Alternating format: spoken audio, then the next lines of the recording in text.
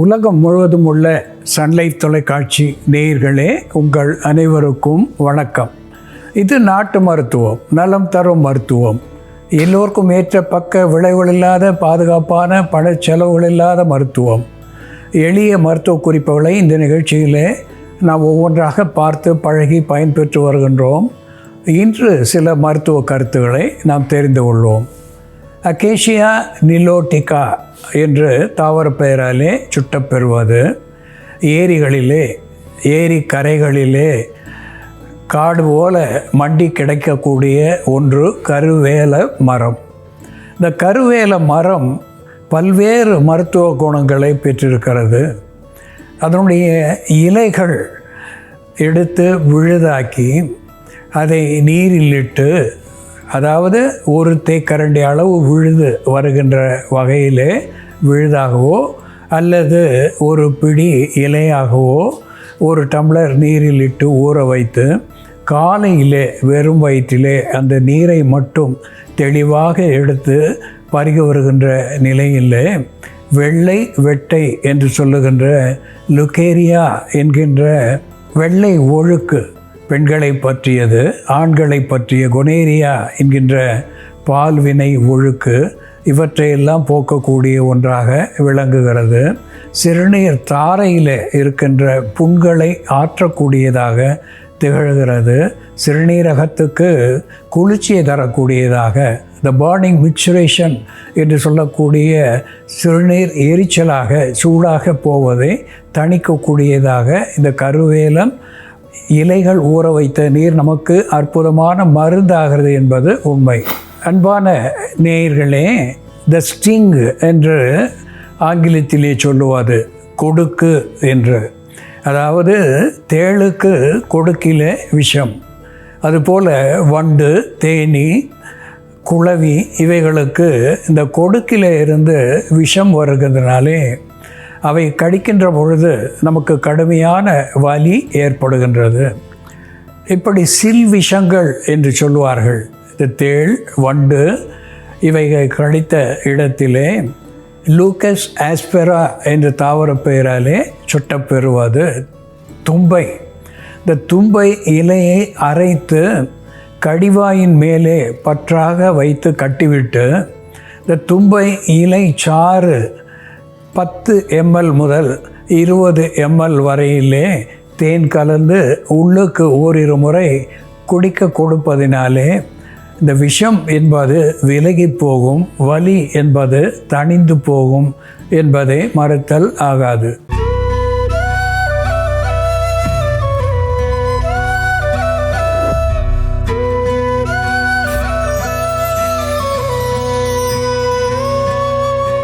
அன்பான நேயர்களே, வெர்னோனியா ஆந்தெல்மின்திகா, வெர்னோனியா ஆந்தெல்மின்திகா என்று தாவர பெயராலே சுட்டப்பெறுவது வைல்டு கியூமின் என்று ஆங்கிலத்திலே சொல்லப்பெறுவது வன சீரகம் என்று வடமொழி பெயரை பெற்றிருப்பது. இது காட்டு சீரகம் என்று தமிழ் பெயரிலே அழைக்கப்பெறுகின்ற ஒன்று. காட்டு சீரகம் என்று சொல்லுகின்ற பொழுது இது மெக்னீசியம் என்று சொல்லக்கூடிய தாது உப்புக்களை அதிகமாக பெற்றிருக்கிறது. அயான் என்று சொல்லக்கூடிய இரும்பு சத்துவத்தை மிகுதியாக பெற்றிருக்கிறது. புரோட்டீன் என்று சொல்லக்கூடிய புரத சத்துவம் இதிலே பொதிந்து இருக்கிறது. அதோடு கூட இது நார் சத்துவம் என்று சொல்லக்கூடிய ஃபைபர் அதிகமாக இருக்கிறது. நார் சத்துவம், புரத சத்துவம், மெக்னீசியம், இரும்பு சத்துவம் இவை நான்கும் நமது உடலுக்கு எலும்பிலே, தசையிலே, நரம்புகளிலே ஏற்படுகின்ற குற்றங்கள் அத்துணையும் போக்கக்கூடிய ஒன்றாக, செரிமான சீர்கேடுகளை போக்கக்கூடிய ஒன்றாக விளங்குகிறது. இந்த காட்டு சீரகம் மருந்தாக நாம் பயன்படுத்துகின்ற பொழுது உறுப்புகள் அத்துணையும் சீராக்குகின்ற தன்மை உடையது. ஒரு டயூரிட்டிக் என்கின்ற வகையிலே சிறுநீரை பெருக்கக்கூடியதாகவும், ஆந்தெல்மித்திக் என்கின்ற வகையிலே வயிற்று பூச்சிகளை வேறு இருக்கக்கூடியதாகவும் விளங்குகிறது. இந்த காட்டு சீரகம் எப்படி மருந்தாகிறது என்று செயல்முறையிலே பார்ப்போம், வாருங்கள். நேயர்களே, நாம் இன்னைக்கு காட்டு சீரகத்தை பயன்படுத்தி வயிற்றில் உள்ள புழுக்களை அகற்றி விட்டமின் குறைபாடுகளை சரி செய்து தோல் நோய்களை சரி செய்யக்கூடிய ஒரு மருந்து எப்படி தயார் பண்ணுறதுன்னு பார்க்கலாம். இதற்கு தேவையான பொருட்கள்: காட்டு சீரகம், மிளகு, மஞ்சள். காட்டு சீரகம் வறுத்துடலாம். நம்ம காட்டு சீரகம் நமக்கு நாட்டு மருந்து கடையில் கிடைக்கும். நல்ல சீரகம் மாதிரி தான் இருக்கும், ஆனால் நிறம் மட்டும் கொஞ்சம் டார்க்காக இருக்கும். வாசனையும் இது வேறுபடும். இந்த காட்டு சீரகத்தை லேசாக வறுத்துட்டு எடுத்து வச்சுக்கலாம். அதே போல் நம்ம மிளகையும் லேசாக இதோடவே சேர்த்து வறுத்துடலாம். காட்டு சீரகம் நம்ம 50 கிராம் எடுத்தோம்னா 20 கிராம் அளவுக்கு மிளகு. சீரகம் வெடிக்க ஆரம்பித்ததும் நம்ம ஸ்டவ் ஆஃப் பண்ணிவிட்டு இதை ஆற வச்சு பொடி பண்ணிக்கலாம். இதோடு நம்ம இப்போது இதை ஆறுனதும் மஞ்சள் கலந்துக்கலாம். நல்லா வறுத்துட்டு அரைக்கிறதுக்கு முன்னாடி மஞ்சள் சேர்த்துக்கலாம். ஒரு 10 கிராம் அளவுக்கு நம்ம மஞ்சள் சேர்த்துக்கலாம். இதெல்லாம் சேர்த்து இப்போ நம்ம பொடி பண்ணிடலாம். நம்ம உள்ளுக்கு மருந்தாக சாப்பிடும் பொழுது மிளகு சேர்த்து, காட்டு சீரகம், மஞ்சள், மிளகு இது எல்லாம் சேர்த்து பவுடர் பண்ணி வச்சுக்கணும்.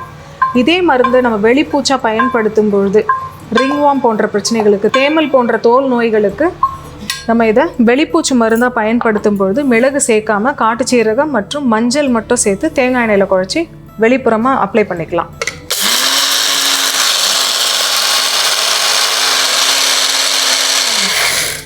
ஒரு பாத்திரத்தில் கொஞ்சமாக நீர் விட்டு கொதிக்க வச்சுக்கலாம். இப்போ நம்ம தயார் பண்ணி வச்சுருக்க காட்டு சீரகம், மிளகு மற்றும் மஞ்சள் சேர்ந்த சூரணம் 2 to 3 கிராம் அளவுக்கு இதோட சேர்த்துக்கலாம். தண்ணி சூடானதும் எடுத்துடலாம். இது நீண்ட நேரம் கொதிக்கணும்னு இல்லை.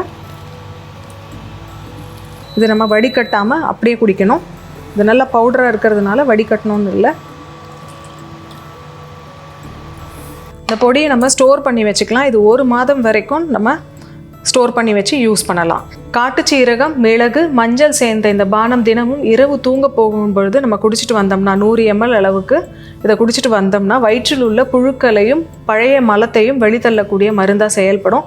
குடலில் உள்ள நச்சுக்களை வெளித்தள்ளக்கூடிய மருந்தாகவும், தோல் நோய்களை குறிப்பாக வெண்புள்ளியை சரி செய்யக்கூடிய மருந்தாகவும் இது செயல்படும். அன்பான நேயர்களே, வெர்னோனியா ஆன்தெல்மின்திகா என்ற தாவர பெயராலே சுட்டப்பெறுவது காட்டு சீரகம் என்று தமிழிலே சொல்லப்பெறுவது. இது அற்புதமான மருந்தாகிறது என்று நாம் பார்த்து வருகின்றோம். இதை பற்றி ஒரு மருத்துவ பாடல் சொல்லும்போது, கை கருப்பு மாறும், கடிய மேகமும் போகும், மெய் குளிரும், பித்தமும் சேருமோ காண் என்று கேட்டு ஒரு பாடல் பார்க்கின்றோம். கை கருப்பு மாறும். நம் கைகளிலே, உள்ளங்கைகளிலே இருக்கின்ற கருப்பு திட்டுக்கள், வண்ண மாற்றங்கள், ஹைப்பர் பிக்மெண்டேஷன் என்று ஆங்கிலத்திலே சொல்லுவார்கள். கையிலே இருக்கின்ற கருந்தன்மை, கருப்பு நிறம் மாறும். பித்தம் போகும் என்று சொல்லியிருக்கிறார்கள். மேகம் என்று சொல்லக்கூடிய ஒழுக்குகள், குறைபாடுகள் எதுவாக இருந்தாலும் போகும். மேகம் என்று சொல்லுகின்ற பொழுது குஷ்டம் என்று ஒரு வார்த்தையிலே குறிப்பிடுவார்கள். வண்ணத்திலே ஏற்படுகின்ற குஷ்டம், நிறத்திலே ஏற்படுகின்ற குறைபாடு என்று பொருளாகும். அதுபோல உறுப்புகளிலே வளர்ச்சி இல்லாத நிலையிலே ஏற்படுகின்ற குறைபாடு, இப்படிப்பட்ட குறைபாடுகளை குட்டம் என்று சொல்லுவது வழக்கம். பித்தம் என்று சொல்லுகின்ற பொழுது உடல் உஷ்ணம், தலை சுற்றுதல், நௌசியா, வாமிட்டிங் என்று சொல்லுகின்ற குமட்டல், வாந்தி இவை போன்ற நிலை தருவது பித்தம். இவை சேர விடாமல் பார்த்து கொள்ளக்கூடியது இந்த காட்டு சீரகம். வயிற்றில் இருக்கின்ற பூச்சிகளை போக்கக்கூடியதாக ஆன்தெல்மின்திக் என்கின்ற மருத்துவ குணத்தை பெற்றிருக்கிறது. அதோடு கூட மெய் குளிர செய்யும் என்று சொல்லியிருக்கிறார்கள். உஷ்ணத்தை தணித்து உடலுக்கு குளிர்ச்சி தருகிறது, கண்களுக்கு குளிர்ச்சி தருகிறது, உறுப்புகளுக்கு குளிர்ச்சி தரக்கூடியதாக இது விளங்குகிறது. இந்த காட்டு சீரகத்தோடு மிளகும் மஞ்சளும் சேர்த்து இங்கே ஒரு சூரணமாக நாம் வைத்திருக்கின்றோம். இதை 10 கிராம் வரையிலே 5 முதல் 10 கிராம் வரையிலே அன்றாடம் நீரிலிட்டு கொதிக்க வைத்து தீநீராக பருகி வருகின்ற பொழுது இந்த குறைபாடுகள், நிறமி குறைபாடு, சிறுநீரக பாதையிலே ஏற்படுகின்ற சிக்கல்கள், டிஸ்யூரியா, அனியூரியா என்கின்ற சிறுநீர் அடைப்பு, சிறுநீர் போகாத நிலை, த பார்னிங் மிக்சுரேஷன் என்று சொல்லுகின்ற எரிச்சலோடு சிறுநீர் போகுதல், இப்படிப்பட்ட நிலையை போக்கக்கூடியதாக விளங்குகிறது. உடலிலே நீர் தங்கி வீக்கம் காணுகின்ற நிலையிலே இது ஒரு ஆன்டி இன்ஃப்ளமேட்டரி அனால்ஜெசிக் என்கின்ற மருத்துவ குணத்தை பெற்று டயூரிட்டிக் என்கின்ற வகையிலே சிறுநீரை வெளித்தள்ளி வீக்கத்தை வற்றச் செய்கிறது, வலியை தணிக்க செய்கிறது. இப்படி இந்த காட்டு சீரகம் ஒரு அற்புதமான மருந்தாகி இதயம் முதலாக சிறுநீரகம், ஈராக பல்வேறு உறுப்புகளுக்கு நலம் தருகிறது என்பது உண்மை. அன்பான நேயர்களே, காட்டு சீரகம் எப்படி மருந்தாகிறது என்று நாம் பார்த்து தெரிந்து கொண்டோம். இதுபோல வேறு ஒரு மருத்துவ குறிப்போடு நாம் மீண்டும் சந்திப்போம். நன்றி, வணக்கம்.